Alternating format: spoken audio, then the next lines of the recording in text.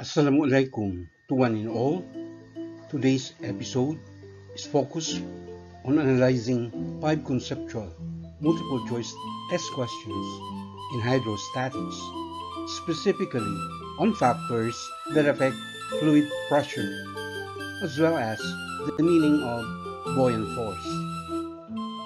Join me till the end of this video. Stick around, watch and learn.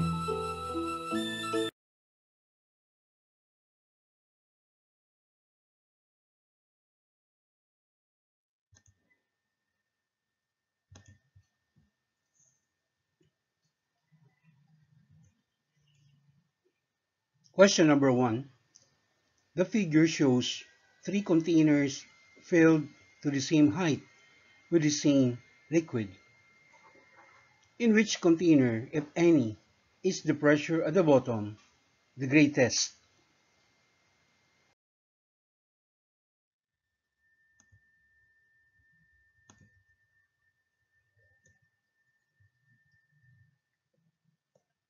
The options are letter A, container A because its bottom has the greatest surface area.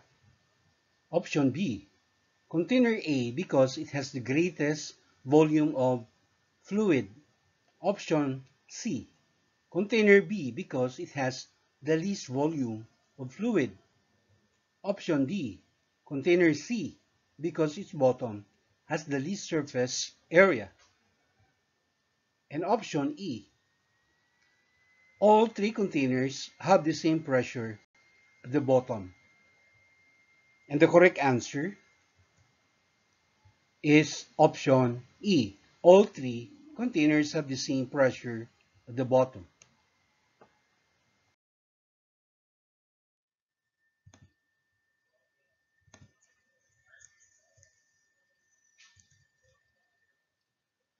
The equation P equals H rho G is the formula for gauge pressure, where H is the depth or the distance from the surface to the base or bottom of the container. The Greek letter rho represents the fluid density, and of course, small letter g is the acceleration due to gravity. When the liquid is exposed to air,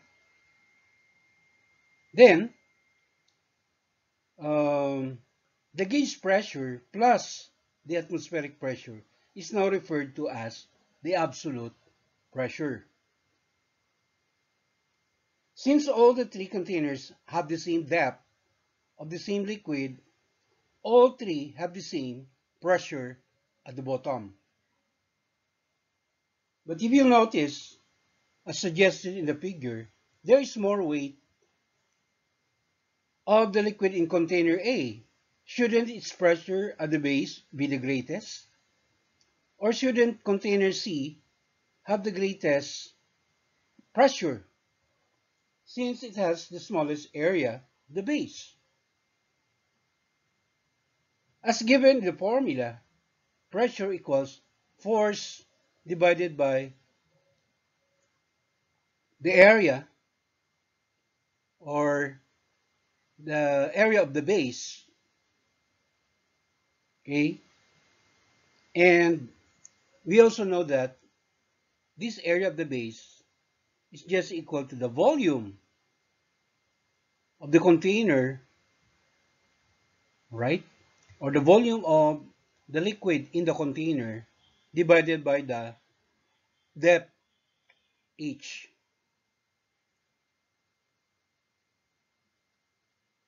So, if we consider the force F as the weight of the liquid, so that is mg, and then divide by uh, the volume, okay, divided by the depth, all right? So, we'll see that the pressure P,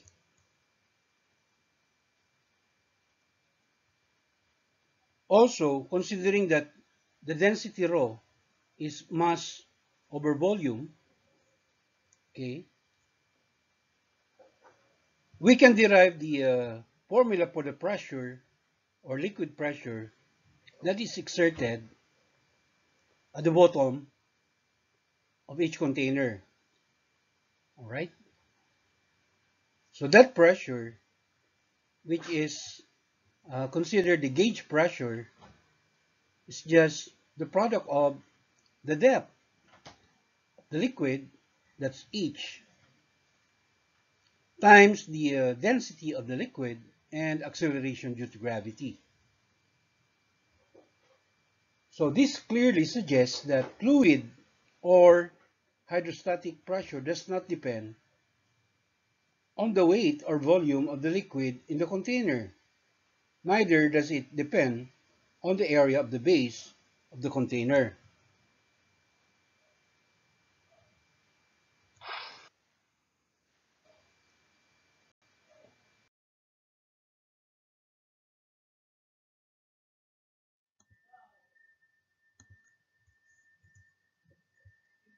Question number 2. You're originally 1.0 meter beneath the surface of a pool. If you dive to 2.0 meter beneath the surface, what happens to the absolute pressure on you? Option A, it quadruples. Option B, it more than doubles. Option C, it doubles. And option D, it less than doubles. Right?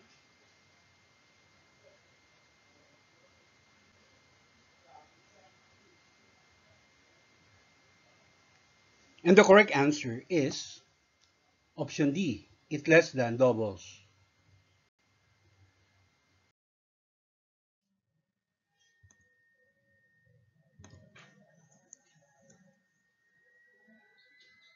In the pool where you are exposed to the atmospheric pressure, the gauge pressure, H rho g, plus the air pressure equals the absolute pressure. Diving to twice the depth of water in a pool doubles only the gauge pressure, with the air pressure is still unchanged. Hence, our answer to the question is that the absolute pressure less than doubles. Meaning,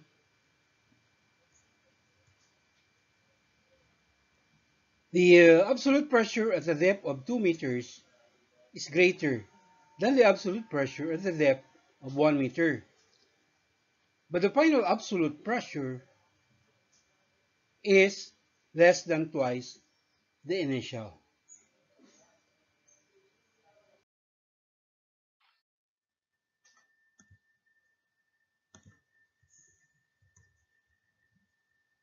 Question number 3. Salt water is denser than fresh water. A ship floats in both fresh water and in salt water. Where is the buoyant force greater on the ship? Option A, salt water. Option B, fresh water. Option C, buoyant force is the same in both. And option D, it depends on which liquid is displaced more. And the correct answer is option C. The buoyant force is the same in both.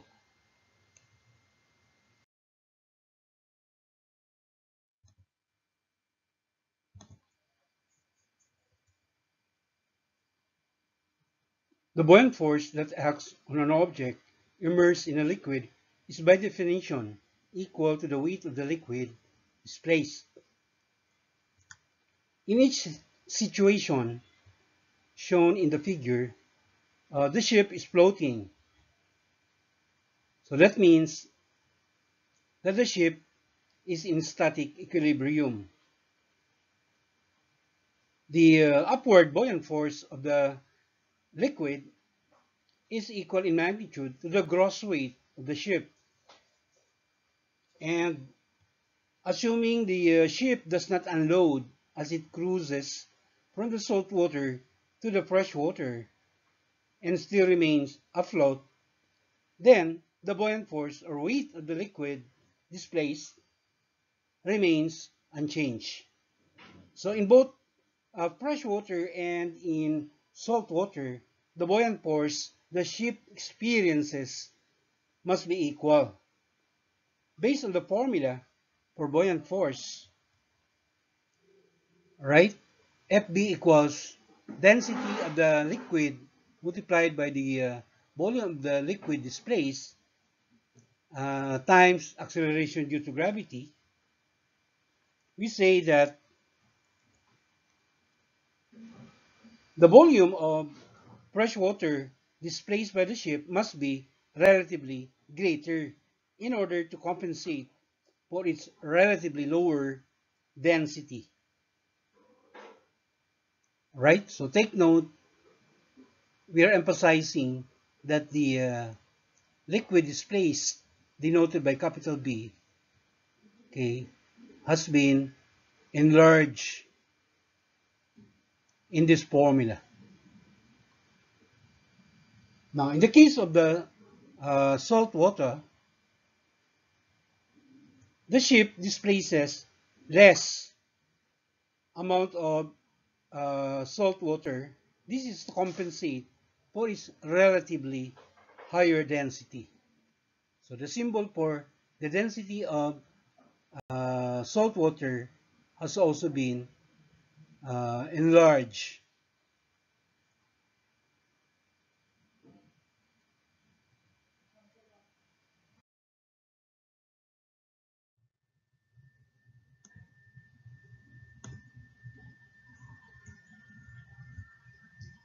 Question number 4. A piece of wood is floating in a bathtub. A second piece of wood sits on top of the first piece and does not touch the water. If the top piece is taken off and placed in the water, what happens to the water level in the tub? Option A, it goes up. Option B, it goes down. Option C, it does not change. And option D, cannot be determined from the information given. And the correct answer is option C, it does not change.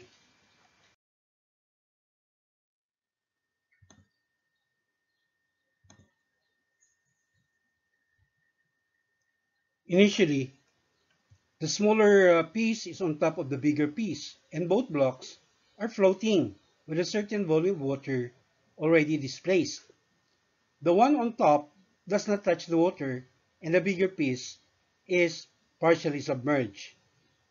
If the top piece is taken off and placed in the water, we are to explain why the water level in the tub does not change. Again,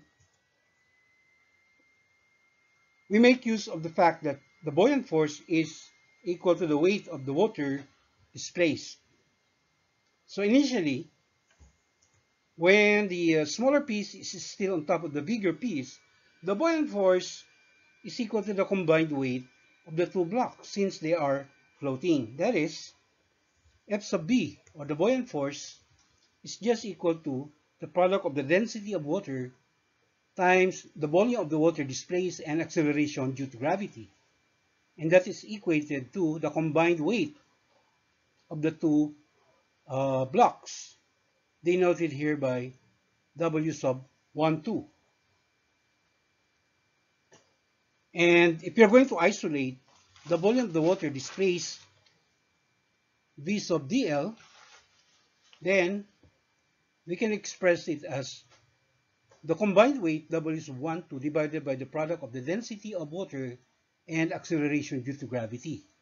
So this is the volume of the water displaced initially when the smaller piece of wooden block is still on top of the other piece.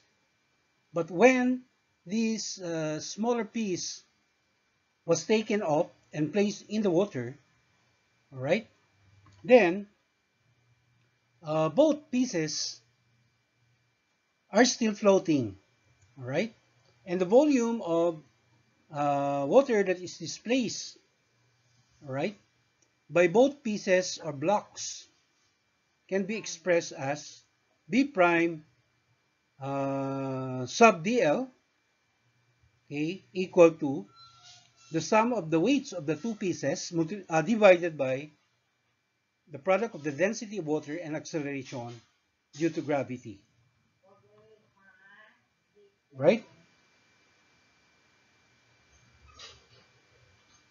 So, the fact that both blocks are still floating and both blocks are now partially submerged, we can infer that the total buoyant force or the total weight of water displaced by the two blocks is still equal to the weight of the two blocks, since the two blocks are both in static equilibrium. Right?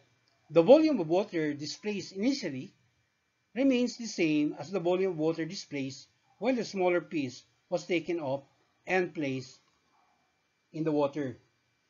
Right? So we can conclude that there is no change in the water level in the top.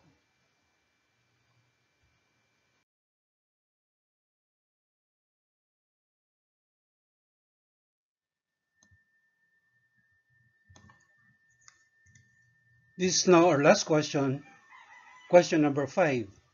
Identical sized lead and aluminum cubes are suspended at different depths by two wires in a large vat of water. Which entry in the table A to D is correct?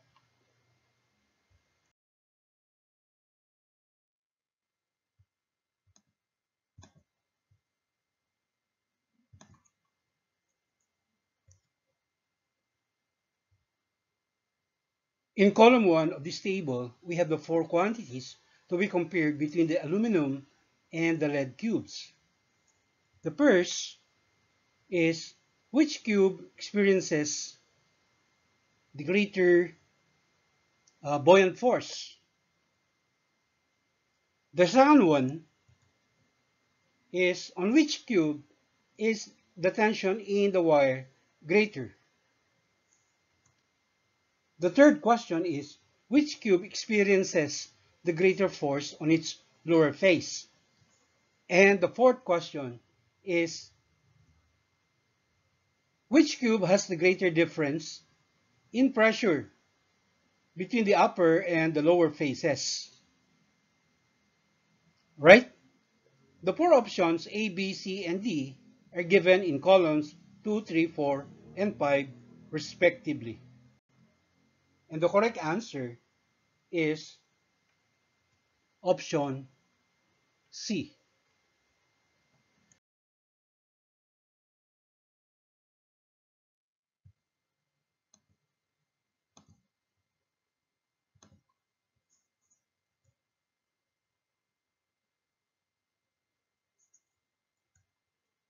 Again, we apply the definition of buoyant force, that is, the weight of the liquid displaced.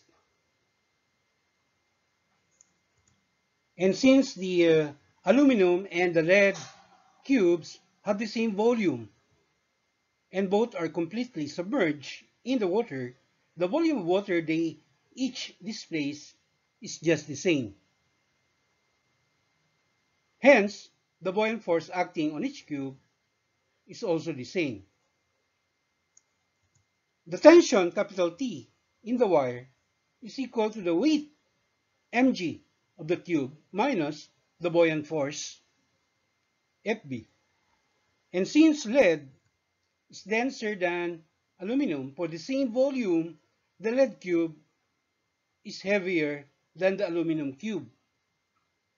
That makes the tension in the wire holding the lead cube greater compared to the tension in the wire holding the aluminum cube.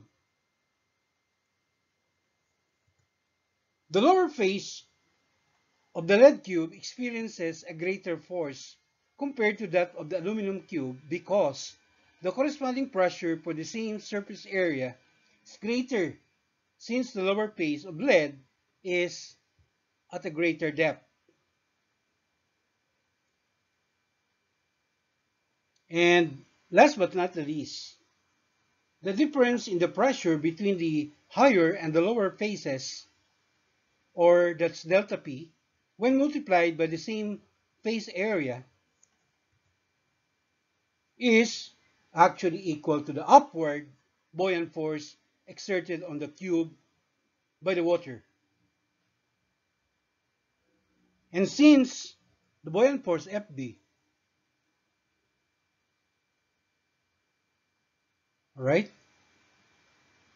the buoyant force Fb is the same on each cube, and they have the same phase area, right?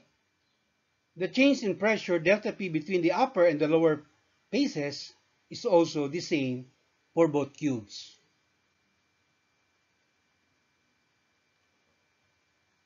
So that ends our video lesson. Till the next episode, mabuhay. Masya Allah.